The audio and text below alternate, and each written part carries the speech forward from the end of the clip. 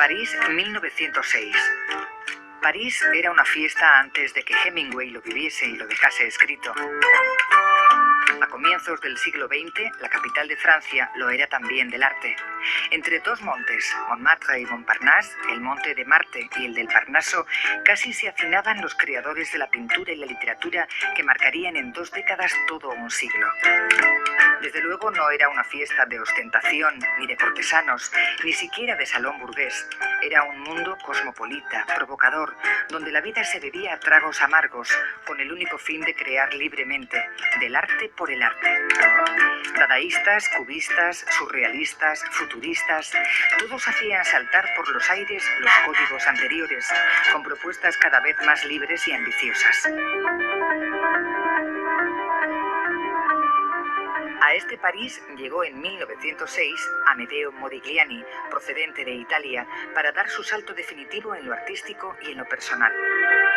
Ahora, el Museo Thyssen-Bornemisza y la Fundación Caja Madrid exponen la obra del artista italiano, relacionándolo con su tiempo, el de las vanguardias, la bohemia y la efervescencia artística. En esta ocasión lo que hemos intentado es, gracias a que disponemos de 2 espacios expositivos, que son el Museo Thyssen y la Fundación Caja Madrid, hemos intentado dar una visión más amplia, a la vez más pedagógica, de Modigliani, y para ello hemos dividido la exposición en 2 partes, que sería la parte del Museo Thyssen, en la que se puede ver la relación de Modigliani con sus maestros, y la exposición en las salas de la Fundación Caja Madrid, donde se puede ver la relación de Modigliani con sus amigos de Montparnasse, amigos y compañeros.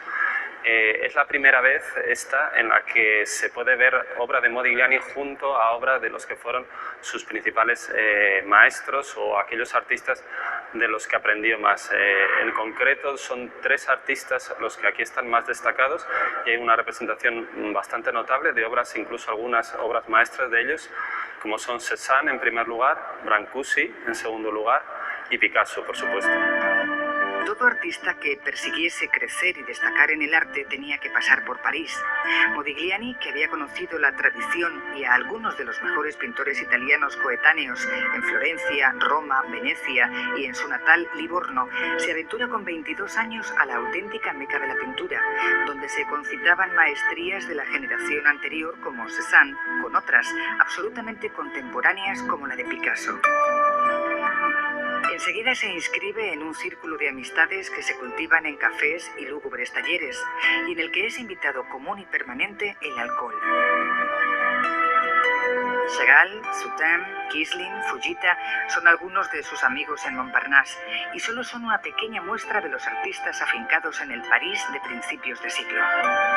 Modigliani se había formado en Italia. Él nació en Livorno, cerca de Florencia, y estudió en Florencia y en Venecia, pero nunca tuvo una formación, digamos, ligada al arte moderno, más bien es ligada al paisajismo preimpresionista.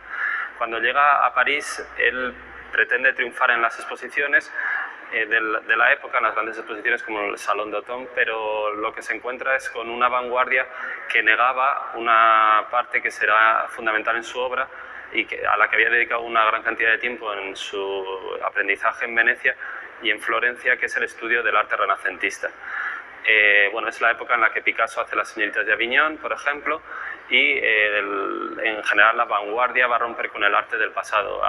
En el caso de Modigliani, los artistas futuristas, su amigo Severini le propone firmar el manifiesto futurista, en el que se incluye una alusión a quemar a los museos del pasado, pero él reniega de ello y siempre se va a mantener independiente.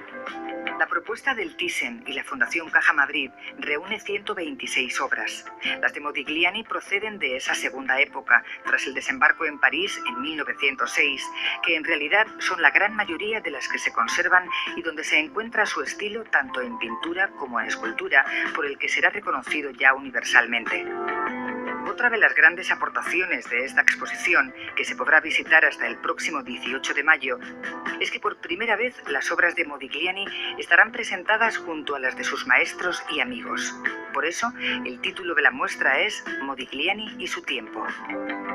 La vida de Modigliani fue una vida muy apasionada, la vivió en cierto modo al límite, intentando siempre vivir, digamos, al día y sacar el máximo partido de las oportunidades que tenía, pero también yo creo que se ha tendido a exagerar las vinculaciones entre su vida y su obra.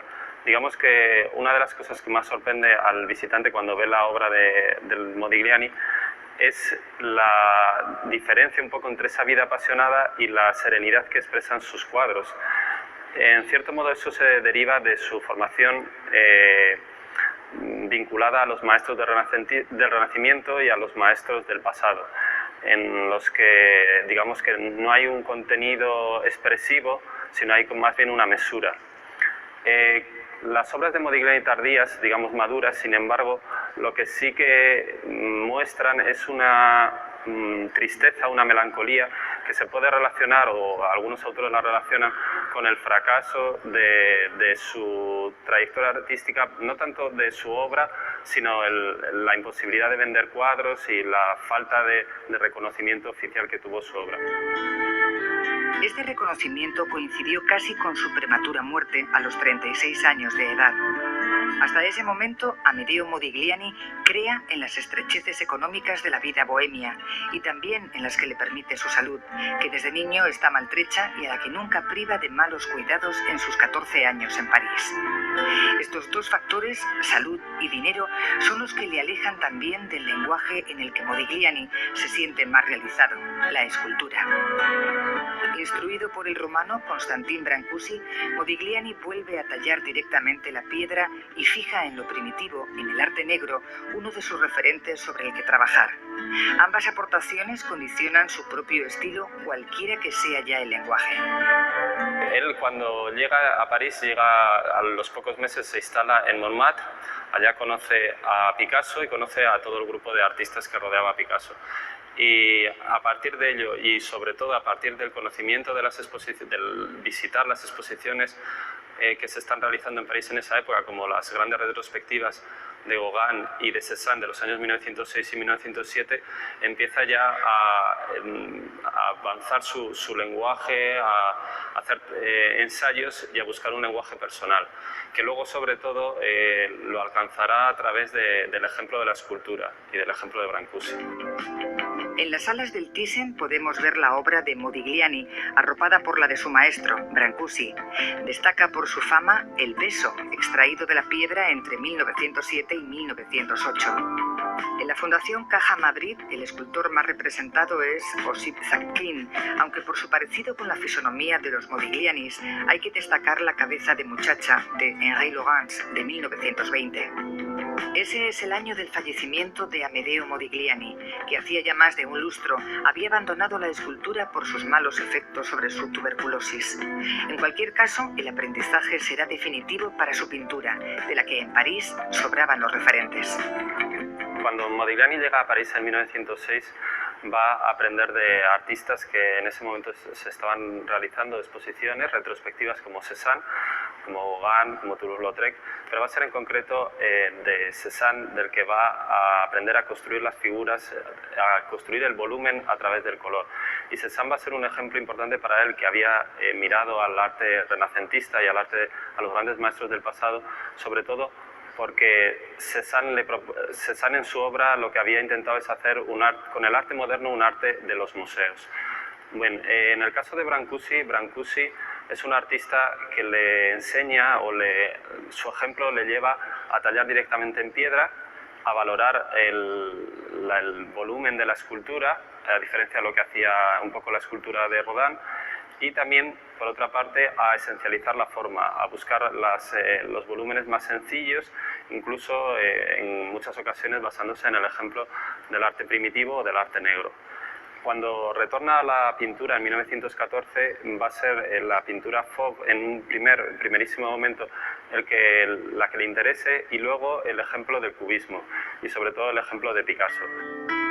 Si en Cézanne el joven Modigliani encontró la realización de su ideal de unir los maestros antiguos y un lenguaje plástico moderno, en Picasso se adentra definitivamente en las vanguardias. Tanto Picasso como Derain fueron de los primeros artistas de la vanguardia también interesados en el arte negro. A Moïse Kisling y Chaim Southen le une las raíces judías y su dedicación al retrato. En general, en París se establecen una red de referencias y filias muy tupida, ya sea por una cercanía artística, intelectual o personal. El ejemplo de Picasso le lleva a construir arquitectónicamente de una manera... Amedeo Modigliani está representado en esta muestra en sus tres formas de Gracias a la colección de su primer agente, Paul Alexandre, hoy podemos contemplar una gran cantidad de sus dibujos, que fueron su principal vía de ingresos y una fuente inagotable para la experimentación. Gracias a ellos, también por últimos años, y ante la ausencia de modelos en su estancia en Niza, se aventura a cambiar los motivos, la naturaleza por las personas. Pero lo cierto es que Modigliani siempre estuvo interesado en las personas, y ya sea en el retrato o en el desnudo. El pintor se introduce en el interior de sus modelos para sacar la esencia más allá de la apariencia.